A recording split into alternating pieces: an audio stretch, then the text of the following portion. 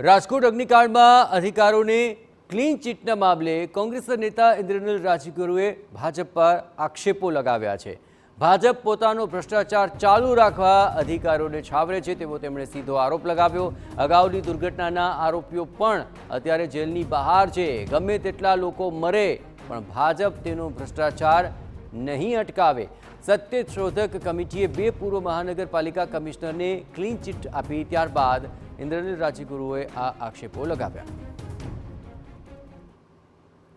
કોઈ પણ આઈએએસ કે આઈપીએસ ઓફિસરો છે એ ફક્ત પૈસા લેનારાઓ છે। હું ફરીવાર કહું છું કે ભાજપે જે ભ્રષ્ટાચાર કરવો છે એ પૈસા લેનારાઓ છે અને પૈસા લેનારાઓને સજા ન પડે એનું ધ્યાન ભાજપની સરકાર એટલા માટે રાખી રહી છે કારણ કે એનો ભ્રષ્ટાચાર અટકવો ન જોઈએ।